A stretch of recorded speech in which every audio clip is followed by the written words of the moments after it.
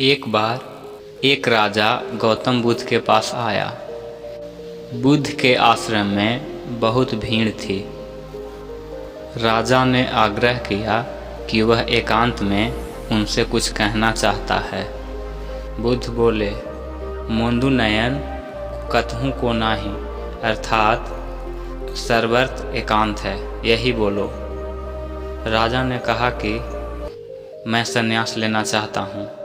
यह सुनकर बुद्ध थोड़ा गंभीर हो गए। वे बोले कि तुम्हें संन्यास्त होने के लिए दीक्षा देने के पहले मेरी एक शर्त का पालन करना होगा।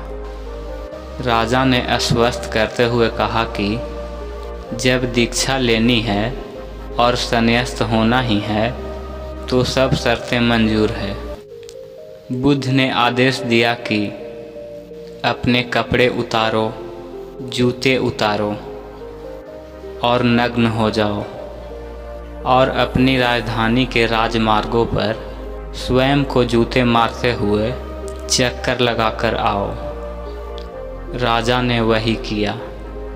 वह नग्न होकर स्वयं को जूता मारता हुआ राजधानी के सड़कों पर दौड़ने लगा।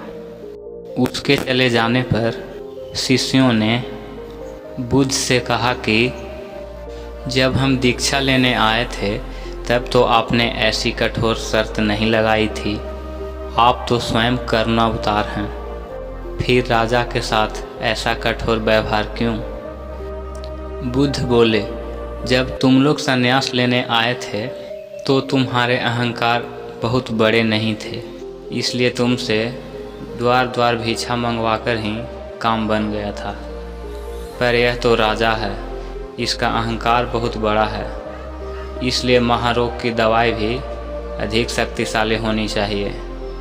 राजा जब इस दशा में अपने ही प्रजाजनों के सामने से गुजरेगा तो उसका अहंकार चूर चूर हो चुका होगा।